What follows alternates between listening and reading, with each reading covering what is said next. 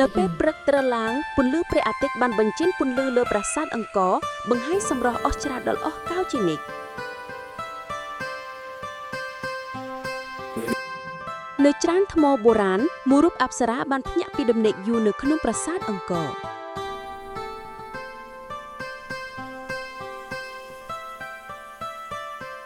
នាងបានលេចចេញជារូបកាយពន្លឺបង្ហាញសម្រស់ដ៏សែនអស្ចារ្យ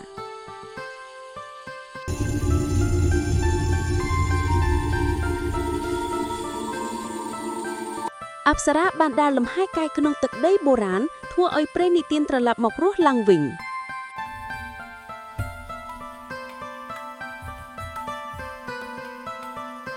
ដោយចង្វាក់ស្ទើរតិជាព្រះសង្ឃគ្រាសនានាងបានចាប់ផ្ដើមរាំយ៉ាងសោភា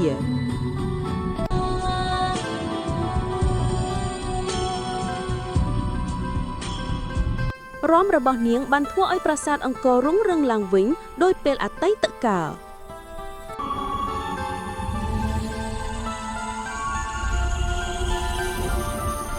ការជួបបានរីកលើដីបង្ហាញអំណោយផលនៃសម្រស់នាង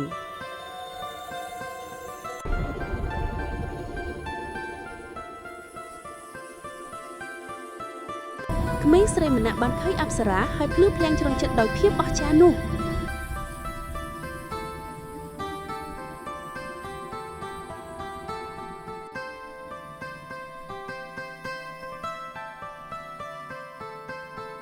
អប្សរាបានផ្ដល់ពន្លឺអំណោយដល់ក្មេងស្រីដើម្បីឲ្យនាងរកឃើញសម្រស់ក្នុងចិត្តខ្លួនឯង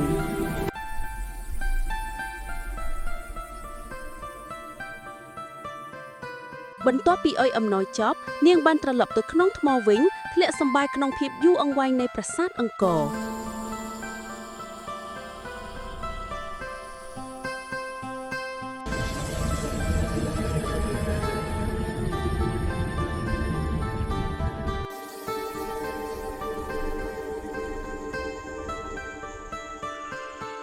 សម្រាប់អប្សរានឹងនៅជាមួយអង្គរជានិច្ច